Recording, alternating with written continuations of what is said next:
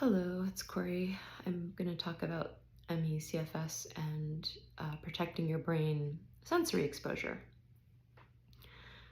So, sensory exposure is something that we also have to protect our brains from. Light, noise, smells, um, you know, it's anything textures, anything that creates a sensory like experience. You have to tamp it down because everything costs us. So if you were able to leave the house, um, this means protecting yourself against sunlight, um, wearing sunglasses, and if it is at all sunny, if it is anything but overcast, wear a hat too. That's super important. If you want to avoid the crippling headaches, that is super important. That will help. The other thing is, and seek out shade wherever you can, if it's hot, if it's sunny. The other thing is when you're out, temperature, or actually anytime, temperature, our temperature regulation sucks. We tend to get very hot and very cold when other people are fine. When I'm out in my wheelchair, I use a hot water bottle and a blanket. I always have them with me in my wheelchair bag because if I can go to shivering and shaking and goosebumps when everybody else is fine pretty quickly. So it's important to have those always on hand. Cold packs, if you also get overheated easily, are also a good thing to carry around with you. You can just, break them and use them. Yeah, around the house, always having some cool packs in the freezer, having a heating pad, having extra blankets, those are important. So you stay in your sensory range for temperature.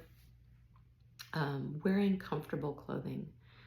Any clothing that pulls or is too tight or is too scratchy or anything that you notice yourself wearing is adding to your sensory stimulation.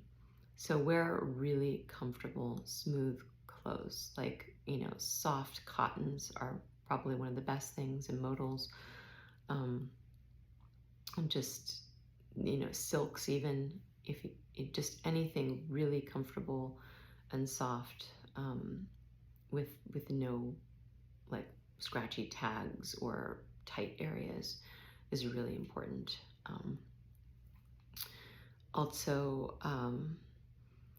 let's see, what are the other sensory things? Oh, sound. Always having earplugs. Always carry them. Always, always, always have them within a few feet of you at all times.